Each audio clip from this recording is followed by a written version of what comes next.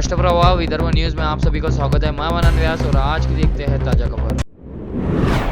पुराना cotton market परिसर स्थित सब्जी मंडी की 3 दुकानों में आज दोपहर बाद अचानक की आग लग गई, जिसके चलते तीनों दुकानों में रखा आलू, प्याज व लहसुन का स्टॉक पूरी तरह से जलकर खाक हो गया। इस अग्निकांड की सूचना मिलते ही दमकल विभाग के 5 वाहनों ने मौके पर पहुंचकर आग पर काबू पाना शुरू किया, लेकिन तब तक लाखों रुपयों का नुकसान हो चुका था। पता चला है कि पुराना कॉटन मार्केट परिसर स्थित सब्जी मंडी में शंकर रामबाबू खारकर नामक व्यक्ति की दुकान क्रमांक 1 में टीन लगाने हेतु वेल्डिंग का काम चल रहा था और वेल्डिंग का काम जारी रहते समय उड़ी चिंगारी की वजह से दुकान में रखे बोरों ने आग पकड़ ली और यह आग देखते ही देखते फैलने लगी, जिसके चपेट में खारकर की दुकान के ठीक पीछे से शेख अकबर शेख हैदर की दुकान क्रमांक 14 व गजानन देवी 10 लकड़ी की दुकान क्रमांक 12 भी आ गई और इन तीनों दुकानों में रखे आलू, प्याज व लहसुन का स्टॉक जलकर खाक हो गया।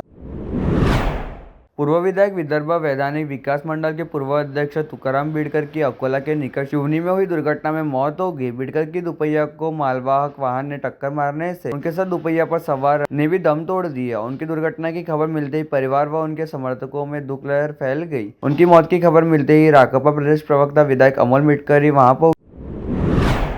विधानसभा चुनाव में करारी हार के बाद लंबे समय के बाद कांग्रेस के प्रदेश अध्यक्ष नाना पटोले का इस्तीफा स्वीकार कर लिया गया है और उम्मीद है कि उनकी जगह विदर्भ के बुल्डाना के पूर्व विधायक हर्षवर्धन सपकाल को नियुक्त किया जाएगा। अगर ऐसा हुआ तो क्षेत्रीय अध्यक्ष का पद जो अब तक पूर्वी विदर्भ के पास था वो पश्चिमी विदर्भ के पास चला जाएगा। हर्षवर्धन सपकाल को राहुल गांधी का करीबी माना जाता है। पटोले के इस्तीफे के बाद नया प्रदेश अध्यक्ष कौन होगा, इसको लेकर कांग्रेस के हल्के में चर्चा चल रही थी। दावेदारों में कई दिग्गज भी शामिल थे। इनमें सबसे बड़ा और प्रमुख नाम पश्चिम महाराष्ट्र से सतेज पाटिल का तथा दूसरा नाम विश्वजीत कदम का था। अभी तक विदर्भ को प्रदेश अध्यक्ष का पद दिया गया है। इन दोनों नामों के पीछे भावना यह भी थी कि प्रदेश अध्यक्ष का पद विदर्भ को देने के बाद अब पश्चिम महाराष्ट्र को दिया जाएगा। इस मौके पर महाराष्ट्र समुदाय पर विचार किया जाएगा। विदर्भ के विजय वडेट्टीवार की रुचि थी, लेकिन उनकी वफादारी इसलिए उनका नाम पीछे छूट गया। पूर्व मंत्री यशोमती ठाकुर इच्छुक नहीं थी। ऐसे में हर्षवर्धन सपकाल का नाम सामने आया, जो विदर्भ में चर्चा में नहीं है, लेकिन पार्टी के प्रति वफादार है और राहुल गांधी से सीधे संपर्क रखते हैं। संभावना बताई जा रही है कि उनके नाम पर सहमति बन जाएगी।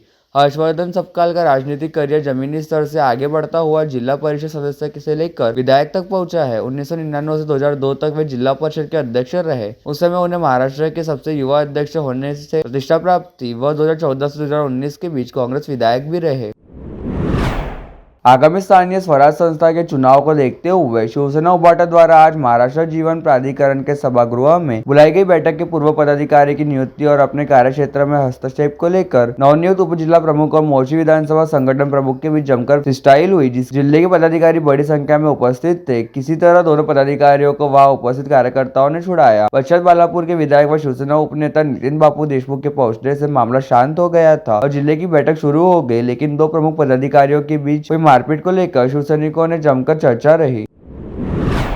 स्थानीय महानगर पालिका के निर्माण विभाग में विगत 2.5 वर्षों से कनिष्ठ लिपिक के तौर पर काम कर रहे ओम पांडुरंग पाटिल को आज मनपा अधिकारियों की शिकायत के आधार पर कोतवाली पुलिस ने फर्जीवाड़े के मामले में गिरफ्तार किया है। पता चला है कि ओम पाटिल नामक यह व्यक्ति फर्जी तरीके से मनपा के निर्माण विभाग में कनिष्ठ लिपिक बनकर काम कर रहा था, जबकि हकीकत यह है कि ओम पाटिल की इस पद पर कोई नियुक्ति नहीं हुई थी। संदर्भ में मिली जानकारी के मुताबिक ओम पाटिल ने बाकायदा अपने लिए मनपा के कर्मचारियों की तरह एक फर्जी आई कार्ड भी बनाया था। विशेष बात यह है कि जिस नामक की आईडी ओम पाटिल ने खुद के लिए बनाई थी, मनपा के जोन क्रमांक 5 में काम कर रहा है। ओम पाटिल के फर्जी आई कार्ड और बाकायदा मनपा के उपायुक्त प्रशासन के दस्तखत व मुहर भी दर्ज थे। इसके बावजूद उसकी गतिविधियों को लेकर मनपा के कुछ अधिकारियों व कर्मचारियों को संदेह हुआ तो उसके बारे में सिटी कोतवाली पुलिस को सूचित किया गया, जिसके बाद कोतवाली पुलिस के दल ने मामले की पड़ताल करते हुए ओम पाटिल को मनपा परिसर से ही धर दबोचा, जिसके बाद पूरे मामले का पर्दाफाश हुआ। इस प्रकरण के उजागर होने के बाद आश्चर्य व्यक्त किया जा रहा है।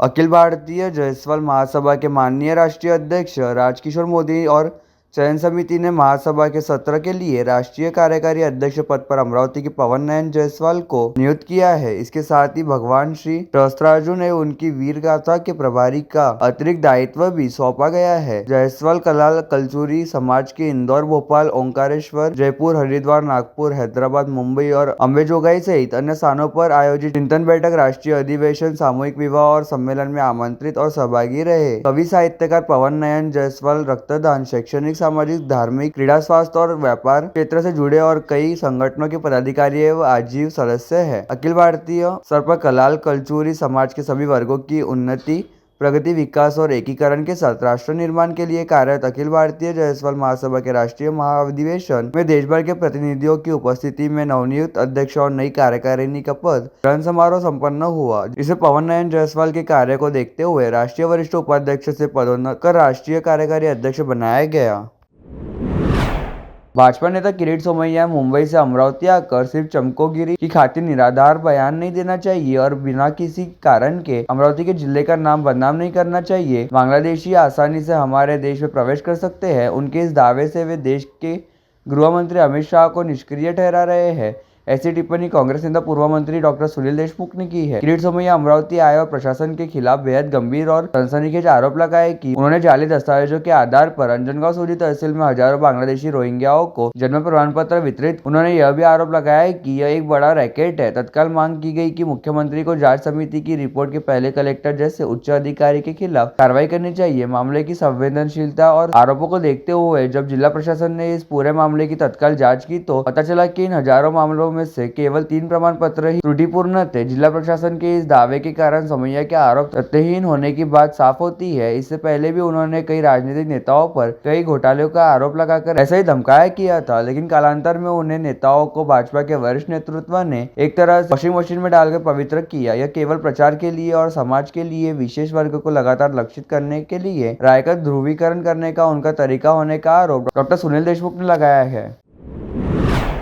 आगामी 19 से 23 फरवरी तक स्थानीय दशहरा मैदान पर युवा स्वाभिमान पार्टी सर्वांना फाउंडेशन व Amravati tennis ball cricket association द्वारा स्वाभिमान महोत्सव पर्व 1 के तहत भव्य आमदार चषक राज्य स्तरीय ओपन टेनिस बॉल क्रिकेट स्पर्धा का आयोजन किया जा रहा है, जिसमें स्थानीय टीमों सहित राज्य के अलग अलग शहरों से कुल 16 क्रिकेट टीमें हिस्सा लेंगी। इस आशय की जानकारी आज यहाँ बुलाई गई। पत्रवार्ता में यह जानकारी युवा स्वाभिमान पार्टी की ओर से टूर्नामेंट के संयोजक संजय हिंगासपुरे, नितिन बोरेकर, मिलिंद कराड़े तथा आयोजक एडवोकेट रोहन शर्मा, आकाश पाटिल, सुबोध शुक्ला, सौरभ देशमुख, स्वरूप कुदले, समीर पाटिल, जयकुमार गुप्ता, विवेक पवार, जखोटिया, राम गुप्ता, सर्वांना फाउंडेशन के मनीष पावड़े तथा अमरावती क्रिकेट बॉल एसोसिएशन के पदाधिकारियों द्वारा दी गई। इस स्पर्धा को लेकर जानकारी देते हुए बताया गया कि रंजीत चावरे की स्मृति में आयोजित होने जा रही इस टूर्नामेंट में विजेता रहने वाली टीम को 4 लाख रुपए का प्रथम तथा फाइनल में उपविजेता रहने वाली टीम को 2 लाख का द्वितीय पुरस्कार प्रदान किया जाएगा।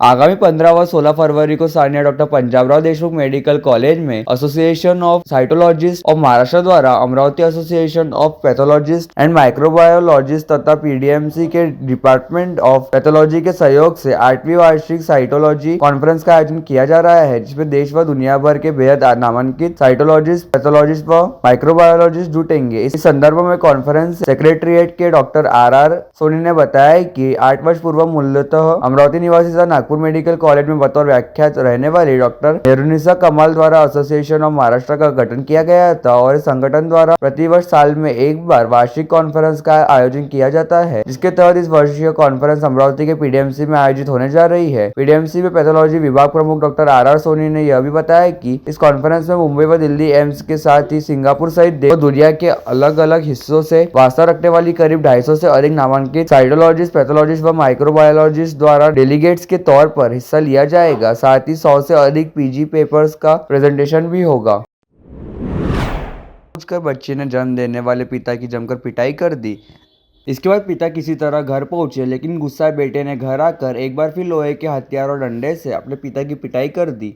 वो मौके पर ही मर गए। यह घटना ब्रह्मपुरी थाने और मेंढकी पुलिस चौकी के अंतर्गत आने वाली बरड़किन्नी गांव में हुई। मृतक का नाम नामदेव लक्ष्मण गाड़े और आरोपी लड़के का नाम होमराज गाड़े है। ब्रह्मपुरी तालुका के बरड़किन्नी के नामदेव गढ़े नीलकंठ पाकड़े के खेत में मटर की फली तोड़ने गए थे। इस बात की जानकारी नामदेव के बेटे होमराज को हुई। इससे वह नाराज हो गया। इस छोटी सी बात पर उसने अपने पिता को खेत में बुरी तरह पीटा। इस पिटाई में पिता अधमरा हो गया। इसके बाद वे किसी तरह घर पहुंचे। लड़के ने फिर घर पर लोहे के हथियार और डंडे से पिता को जमकर पीटा। इसके बाद लड़के ने सबूत मिटाने के लिए खून से सने कपड़े और लकड़ियों को चूल्हे में जलाने की कोशिश की। इसके बाद लड़का भागकर पुलिस पाटिल के पास पहुंचा। उसने पुलिस पाटिल को बताया कि मेरे पिता की मौत हो गई है। पुलिस पाटिल ने घटनास्थल का निरीक्षण किया। खून और अन्य हालात देखकर संदेह हुआ तो उन्होंने ब्रह्मपुरी पुलिस को घटना की जानकारी दी। ब्रह्मपुरी थाने के पुलिस इंस्पेक्टर प्रमोद बानावले तुरंत पुलिस काफिले के साथ मौके पर पहुंचे। पुलिस ने घटना की रिपोर्ट दर्ज कर शव को कब्जे में ले लिया है और उसे पोस्टमार्टम के लिए उपजिला ग्रामीण अस्पताल ब्रह्मपुरी भेज दिया है। जब बेटे से पूछताछ की गई तो पता चला कि उसने ही अपने पिता की हत्या की है। इसके बाद पुलिस ने आरोपी होमराज गाड़े को गिरफ्तार कर लिया है।